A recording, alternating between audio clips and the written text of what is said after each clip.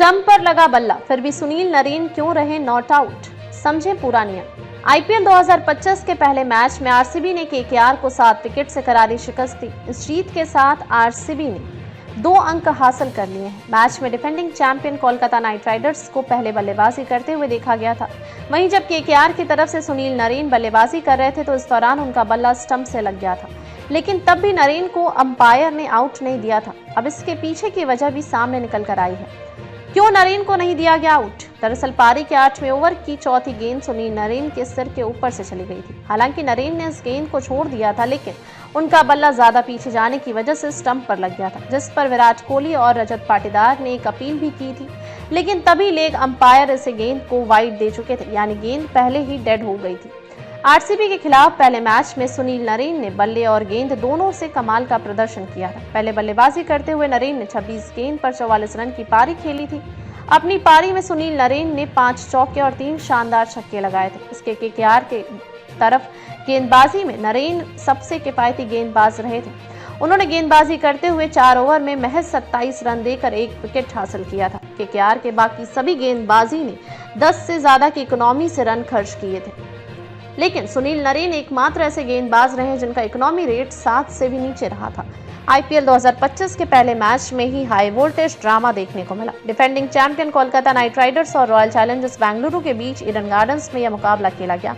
कोलकाता की पारी के दौरान ओपनिंग कर रहे सुनील नरेन का बल्ला स्टंप्स पर लगा और बेल्स भी गिर गई, लेकिन आरसीबी के खिलाड़ियों की अपील करने के बावजूद उन्हें हिट विकेट नहीं दिया गया। इसको लेकर सोशल मीडिया पर जमकर रिएक्शंस आ रहे हैं।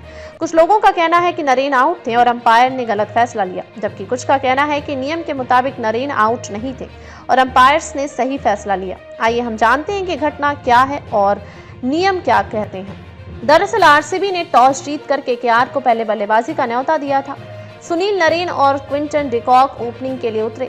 हेजलवुड ने डिकॉक को पहले ही ओवर में पवेलियन भेज दिया। इसके बाद नरेन ने कप्तान अजिंक्य रहाणे के साथ मिलकर दूसरे विकेट के लिए 105 रन की साझेदारी निभाई।